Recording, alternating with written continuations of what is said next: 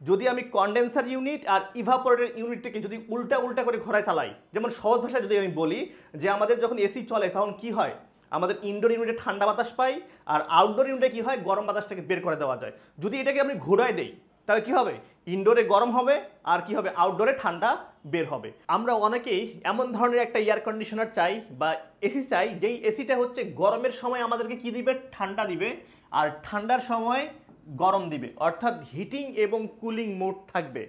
বা আপনার একটা অফিস আছে বা একটা বড় বিল্ডিং আছে, যেই বিল্ডিংটাতে আপনি চাচ্ছেন যে একটা এয়ার কন্ডিশনার সেট করবেন এবং এই এয়ার কন্ডিশনার সেট করার ফলে বিভিন্ন যে কম্পার্টমেন্টগুলো আছে অর্থাৎ বিভিন্ন যে ইনডোরগুলো থাকবে সেখানে কোথাও কোথাও আপনার হিটিং হবে আবার কোথাও কুলিং হবে। অর্থাৎ যে আপনি চাইলে আপনার মন মতো করে কোথাও হিটিং, কোথাও কুলিং, কোথাও টেম্পারেচারকে আপনি মেনটেন করতে পারবেন একটা ইউনিটের মাধ্যমে, এবং আপনি চাইলে হিটিং এবং কুলিং মোড দুই মোডেই চালাতে পারবেন। তো এই যে সিস্টেমটা, এই সিস্টেমটার নাম হচ্ছে ভিআরএফ, অর্থাৎ ভেরিয়েবল রেফ্রিজারেন্ট ফ্লো। এই ভিআরএফ সেটআপে আপনি চাইলে আপনি বিভিন্ন ধরনের ইনডোর সেটআপ করতে পারবেন। যেমন হচ্ছে আমাদের এই যে ইনডোর, তারপর হচ্ছে ক্যাসেট টাইপ, তারপর হচ্ছে ডাক টাইপ, এই যে ইনডোরগুলো আছে এই ইনডোরগুলো ব্যবহার করতে পারবেন এবং সবগুলোতে কিন্তু আলাদা আলাদাভাবে আপনি টেম্পারেচার নিয়ন্ত্রণ করতে পারবেন। তো এই যে সিস্টেমটা, এই সিস্টেমটাকে আমরা বলে হচ্ছে ভিআরএফ, ভেরিয়েবল রেফ্রিজারেন্ট ফ্লো।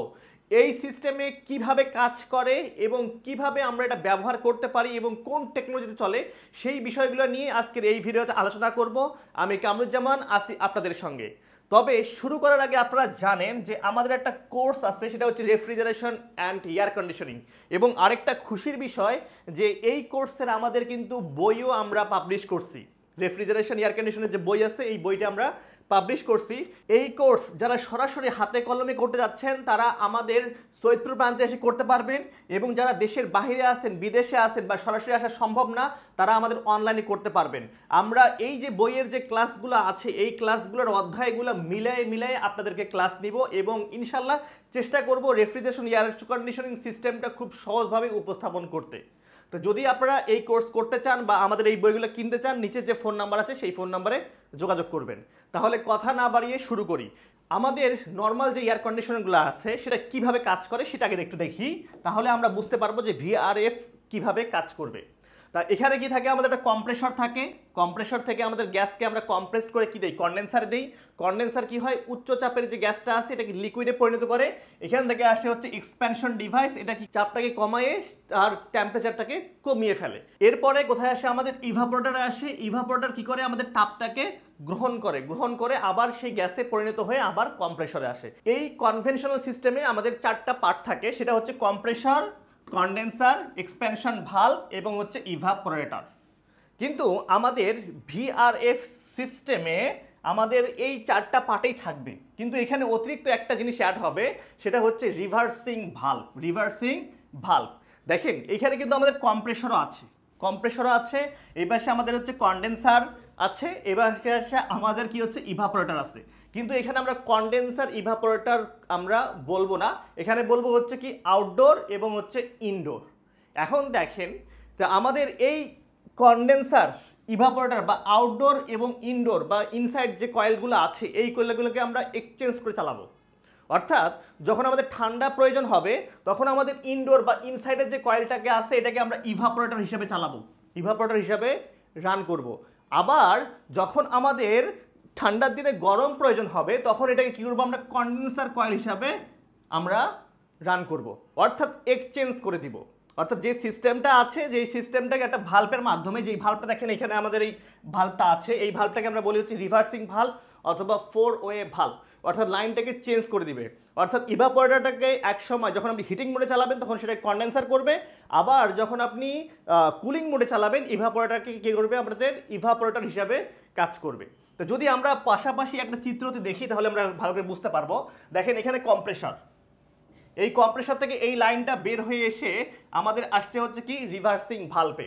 এই রিভার্সিং ভালভ আমাদের আউটডোর ইউনিটটাকে, যে আউটডোর যে ইউনিটটা আছে এই ইউনিটটাকে এখন কন্ডেন্সার হিসেবে চালাচ্ছে, অর্থাৎ এখন কিন্তু আমাদের কুলিং মোডে চলতেছে। তা এখান থেকে লাইনটা কন্ডেন্সারে আসতেছে, কন্ডেন্সার হিটটাকে বাইর করে দিয়ে লিকুইড করতেছে, করার পরে এখানে নন রিটার্ন ভালভ আছে এবং এক্সপ্যানশন ভালভের মাধ্যমে কোথায় যাচ্ছে আমাদের এই লাইনটা চলে যাচ্ছে হচ্ছে এই লাইনটা যাচ্ছে আমাদের ইনডোর কয়েলে। এখানে কিন্তু এটা ইভাপোরেটর হিসেবে কাজ করে আবার আমাদের কি হচ্ছে কম্প্রেসরে ফেরত আসতেছে। অপর পক্ষে যদি আমরা হিটিং মোডে দেখি এর উল্টাটা হবে। এইখানে দেখেন আমাদের ইভাপোরেটর হিসেবে কাজ করবে কি আমাদের আউটডোর। তা আমাদের এইখান থেকে কম্প্রেসরের লাইনটা প্রথমে এই রিভার্সিং ভালভের মাধ্যমে যাবে কোথায় ইনডোরে, কারণ আমাদের কি দরকার হিটিং দরকার, হিট দরকার। তা আমাদের যে এই যে লাইনটা আছে এই লাইনটা চলে আসবে কোথায় আমাদের ইনডোরে। ইনডোর কি হবে আমাদের কন্ডেন্সার হিসেবে কাজ করবে। এইখান থেকে আমাদের নন রিটার্ন ভালভ হয়ে আমাদের এক্সপ্যানশন হয়ে আউটডোরে আসবে। এই আউটডোর কি হবে আমাদের ইভাপোরেটর হিসেবে কাজ করবে এবং এইখান থেকে আমাদের রিভার্সিং ভালভের মাধ্যমে কম্প্রেসরে ফেরত যাবে। অর্থাৎ যদি আমি কন্ডেন্সার ইউনিট আর ইভাপোরেটর ইউনিটটাকে যদি উল্টা উল্টা করে ঘোরায় চালাই, যেমন সহজ ভাষায় যদি আমি বলি যে আমাদের যখন এসি চলে তখন কি হয় আমাদের ইনডোর ইউনিটে ঠান্ডা বাতাস পাই আর আউটডোর ইউনিটে কি হয় গরম বাতাসটাকে বের করে দেওয়া যায়। যদি এটাকে আমি ঘোরায় দেই তাহলে কি হবে ইনডোরে গরম হবে আর কি হবে আউটডোরে ঠান্ডা বের হবে। তা এই রিভার্সিং মাধ্যমে আমাদের কি করা হয় গরমকালে ঠান্ডা, ঠান্ডাকালে গরম দেয়া হয়। এখন যদি আমি ভিএফআর এর আরও অ্যাডভান্স লেভেলে জানতে চাই তাহলে আমরা আরেকটা জিনিস দেখি যে একটা ভিএফআর ইউজ করে, ধরেন এটা একটা আমাদের যে আউটডোর ইউনিট, এটাকে ব্যবহার করে 3টা পাইপলাইনের মাধ্যমে কোথাও হিটিং কোথাও কুলিং এবং ইচ্ছা মতো আমি টেম্পারেচার নিয়ন্ত্রণ করতে পারবো। এবং আপনি যদি চান বিল্ডিং ম্যানেজমেন্ট সিস্টেম অর্থাৎ বিএমএস সিস্টেমের সঙ্গে বা কম্পিউটারের সঙ্গে বিভিন্ন জায়গায় ইন্টিগ্রেশন করতে চান সেটাও আপনি করতে পারবেন। এর জন্য আমাদের যেটা প্রয়োজন হয় সেটা হচ্ছে ব্রাঞ্চ সিলেকশন বক্স। দেখেন এরকম একটা ব্রাঞ্চ সিলেকশন বক্স। তো এতে কি লাভ হবে দেখেন, আমরা কিন্তু কন্ডেন্সার থেকে যে হিটটা আসে এই হিটটা কিন্তু আমরা বাইরে বের করে দিই। তো ওই হিটটা যদি বাইরে বের করে না দিয়ে ধরেন যে এক রুমে আমরা কুলিং দিচ্ছি, তো এর কন্ডেন্সারের যে হিটটা হচ্ছে এই হিটটা যদি আমি এই রুমে দিই তাহলে এই রুমটা হিট হবে।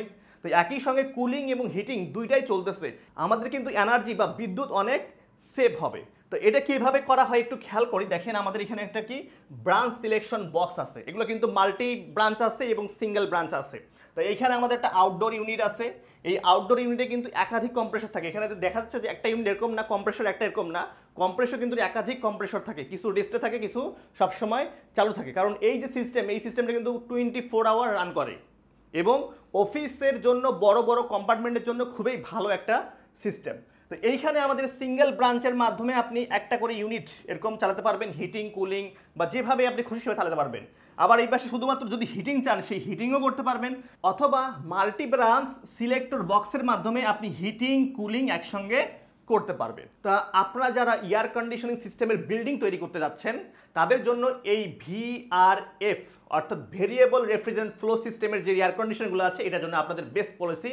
শীত গ্রীষ্ম বর্ষা যে কোনো সময় যে কোনো মোডে আপনি আপনার সুবিধা মতো টেম্পারেচারে আপনি ব্যবহার করতে পারবেন। এখন আসি এর সুবিধাগুলো কি কি। প্রথম সুবিধাটা আমরা বুঝতে পারলাম যে এটা একাধিক রুমে আপনি একাধিক ইনডোর ইউনিট ব্যবহার করতে পারবেন এবং টেম্পারেচারটা হিটিং এবং কুলিং যে কোনো মোডে চালাতে পারবেন। আরেকটা বেশি সেটা হচ্ছে হিটিং এবং কুলিং একই সঙ্গে হওয়ার ফলে, অর্থাৎ কোনো রুম হিটিং কোনো রুম হচ্ছে আমাদের কুলিং হওয়ার ফলে আমাদের কি বিদ্যুৎ বিলটাও সাশ্রয়ী হয়। তাহলে আজকের এই ভিডিও থেকে আমরা জানতে পারলাম যে ভিএফআর সিস্টেম কি এবং কিভাবে কাজ করে। যদি আমার এই ভিডিওগুলো ভালো লাগে থাকে তাহলে অবশ্যই লাইক এবং শেয়ার করবেন।